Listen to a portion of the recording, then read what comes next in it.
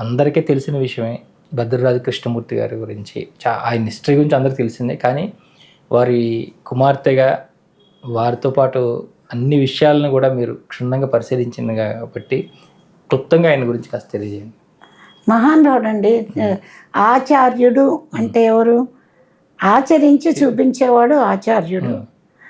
మాకు చిన్నప్పుడు భర్తృహరి సుభాషితాలు చెప్పి అబద్ధం ఆడకూడదు ఒకసారి పడ్డాయి. మేము కానీలు తీసుకొని అక్కడ సర్కస్ ఆడుతుంటే వెళ్ళిపోయి ఏ టైంకి ఇంటికి రాకపోతే ఏం చేశారన్న, మీ దగ్గర కానీలు తీసుకొని మేము సర్కస్ కొనుక్కున్నాను పడ్డాయి బాగా. ఎప్పుడు అబద్ధం చెప్పకండి, నిజం చెప్పండి, నాకు చెప్పండి, నేను చేసి పెడతాను. అదరం మళ్ళీ మేము ఎప్పుడు చేయలే. ఆ తర్వాత ఆయనకి ఎప్పుడూ చిరునవ్వే ఉండేది కానీ తిట్టటం కొట్టడం లేదు. మా అమ్మ కాస్త అరుస్తున్నా గృహిణి, ఇంట్లో 16 ఏళ్ళ పెళ్ళప్పుడు పెళ్ళయింది, 17-18 ఏళ్ళకి నేను పుట్టాను, వెంటనే ఇంకొకటి 29 ఏళ్ళకి 4 పిల్లలు ఆవిడకి.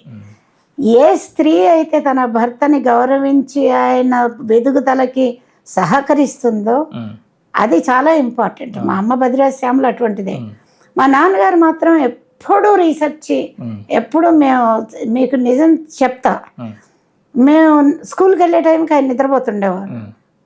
మేము స్కూల్ నుంచి వచ్చేటప్పటికి ఆయన యూనివర్సిటీలో ఉండి 2 గంటలకు వచ్చేవారు. ఇది మా పరిస్థితి. ఫుల్ బ్రైట్ స్కాలర్ అయిపోయి తిరిగి వచ్చిన తర్వాత నాన్న అనమని చాక్లెట్లు కొంటానంటే ఏయ్ ఏయ్ ఏయ్ అని పిలుస్తుండేవాళ్ళం. ఒక టీనేజర్స్ వచ్చి ఆయన ఎమోషన్స్ అర్థం అయ్యేదాకా నాన్న అని పిలవటం లేదు మేము. అంటే అంత ఆయన ప్రేమమూర్తి అని తెలుసు, ప్రేమిస్తారు. కానీ పట్టుదల గల మనిషి అండి. ఆయన పట్టుదల గల మనిషి. ఎవరు ఆయనకి వాదించి గెలవలేరు. ఎందుకంటే మహాజ్ఞాని. అన్ని రంగాల్లో, ఇటు మెడిసిన్ ఉంటుంది, అటు సైకాలజీ ఉంటుంది, లింగ్విస్టిక్స్ ఉంటుంది, ఇటు అన్నీ ఉంటాయి. వారాలు చేసుకుని పెరిగారు అంటారు. నిజమండి. మా తాతగారు ప్లీడర్ గుమాస్తా. ఆ కాలంలో 10, 50 పరకో ఎంతో వచ్చేవి. ఈయన స్కూల్ ఫీజుకి కట్టడానికి లేదంటే ఆయన మొదటి నుంచి పేదరికం, పేద తిండి తింటూనే కూడా బుర్ర మంచిది, కారణ జన్ముడు. ఆయన 15వ ఏట వాళ్ళ చుట్టాలు ఆయన వాళ్ళ బావగారి అన్నగారు అష్టావధానం అరేంజ్ చేశాడు స్కాలర్స్ తోటి. ఈయన గెలిచాడు. అందులో గెలిస్తే వాళ్ళందరూ పారితోషికాలు ఇచ్చి ఆయన BA ఆనర్స్ గుంటూరులో వాళ్ళ అక్క దగ్గర ఉండి చదువుకున్నారు. ఆ అక్క మీద ఆయనకి తన తుది ప్రాణం వెళ్ళేదాకా చాలా గౌరవం ఉండేది. మా అక్కయ్య మా సౌభాగ్యం అక్కయ్య అని. అలాగే తల్లి ఈయనకి 19వ ఏటకల్లా అంటే అక్కడ ఆంధ్ర యూనివర్సిటీలో MA చేస్తున్నారు తెలుగు. ఆ టైం అప్పుడు ఆయనకి తినటానికి కూడా లేకపోతే నాయర్ తన పిల్లలకి ట్యూషన్ చెప్పు, నీకు భోజనం పెడతా అని 2 ఖాకీ ప్యాంట్లు ఇచ్చేవాడు, ఖాకీ షర్ట్లు. ఆ భోజనంతో ఆయన MA గోల్డ్ మెడలిస్ట్గా అవుట్ స్టాండింగ్గా పాస్ అయితే లెక్చరర్ ఉద్యోగం వచ్చింది. 150 రూపాయలు ఇచ్చేవాళ్ళేమో ఒకళ్ళు. ఆయన అబ్బూరి రామకృష్ణారావు గారు కళాప్రపూర్ణ. ఆయన ఒక తండ్రి ఫిగర్ మా నాన్నకి. ఈయన మొదటి జీతం తీసుకునే లోపల వాళ్ళ నాన్నగారు పాకిదొడ్లో పడిపోయి చనిపోయారు. నాకు అనుమానం క్యాన్సర్ ఉందేమో ఆయనకని. అదే నాకు వచ్చి ఉండొచ్చు, ఇన్హెరిటెన్స్, ఇట్ ఈస్ జెనెటిక్. అయితే మా నాన్నగారు అప్పుడు చెప్పారు, నేను ఆ షాక్ తట్టుకోలేక నా కష్ట జీవితం ఆర్జితం ఆయనకి చేతిలో పెడదామని అడిగితే ఆయన చనిపోయి ఉన్నారు అని ఆ షాక్ తట్టుకోలేక 22 సార్లు భగవద్గీత చదివారు. దాంతో నిలబడ్డారు. నిలబడితే ఇంకా సరే పిల్లాడికి ఉద్యోగం వచ్చింది కదా అని 22 ఏళ్ళకే పెళ్లి చేశారు. 21 ఏళ్ళకో 22 ఏటనే నేను పుట్టిస్తాను. మా అమ్మకి 17 ఏళ్ళేమో అప్పుడు.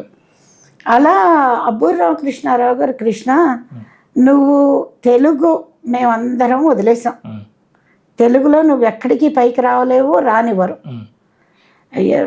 కాబట్టి నువ్వు లింగ్విస్టిక్స్ చేయి, it is an evolving field అని ఒక ఆదర్శమూర్తిగా మా నాన్నకి అవకాశం ఇస్తే దాని గురించి తెలుసుకొని ఫుల్ బ్రైట్ స్కాలర్షిప్కి అప్లై చేసుకొని యూనివర్సిటీ ఆఫ్ పెన్సిల్వేనియాకి 53లో మా తమ్ముడు పుట్టాడు. అప్పటికి ఉన్నారు ఆయన.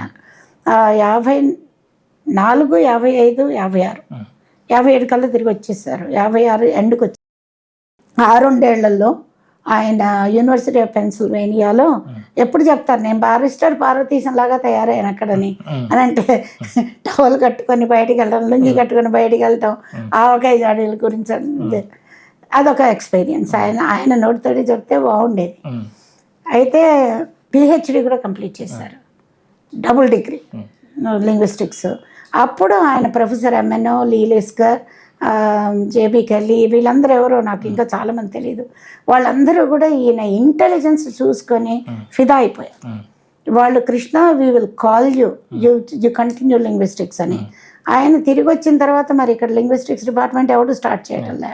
మళ్ళీ వాళ్ళు ఇన్వైట్ చేశారు 59, 60 కల్లా యూనివర్సిటీ ఆఫ్ బర్క్లీకి వెళ్ళారు, ఇక్కడ తెలుగు లెక్చరర్గా చేస్తూ.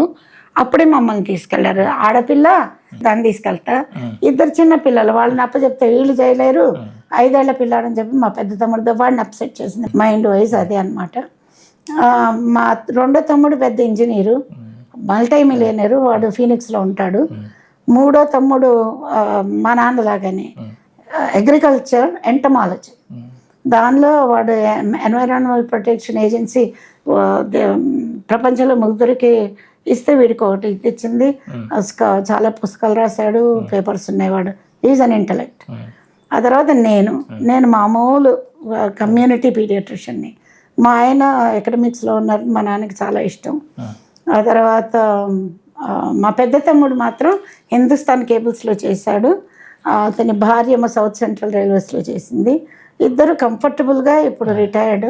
ఆ అమ్మాయి రామచంద్రాజీ మిషన్ ఫాలో అవుతుంది. మా తమ్ముడు కూడా మెడిటేషన్ అవి చేస్తాడు. వాళ్ళ ఆరోగ్యాలు వాళ్ళు చూసుకుంటారు.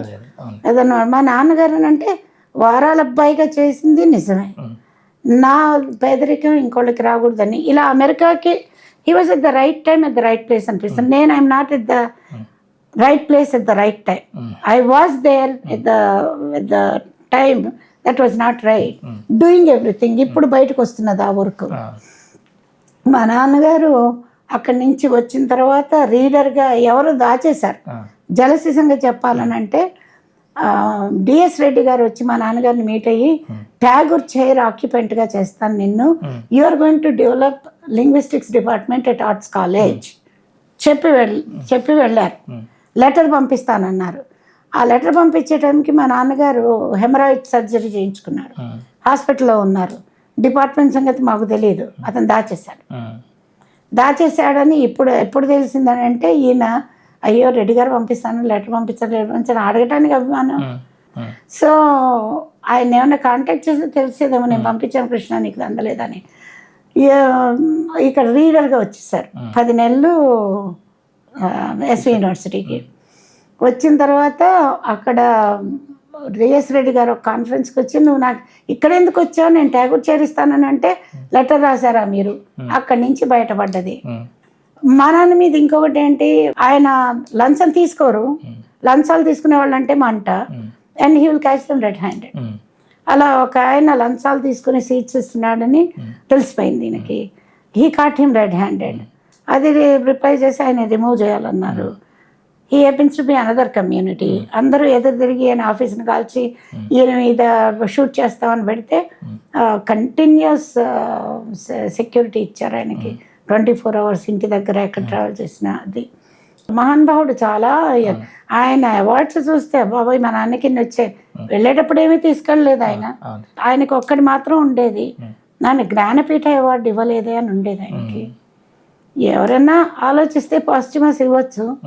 ఆయన మన భారతదేశాన్ని రష్యాకి వెళ్ళి నిలిపాడు, ఆస్ట్రేలియాలో నిలిపాడు, ప్రతి యూరోపియన్ కంట్రీలో, ఆక్స్ఫర్డ్లో, కేంబ్రిడ్జ్లో ఆయన is royal fellow of the Edinburgh college వాళ్ళు తెలుసుకున్నారు. సో ఆయన కాలం చేశారని అంటే ఒక ఆయన ఆస్ట్రేలియా నుంచి పరిగెత్తుకొచ్చాడు, ఒకతను అట్లాంటా నుంచి పరిగెత్తుకొచ్చాడు.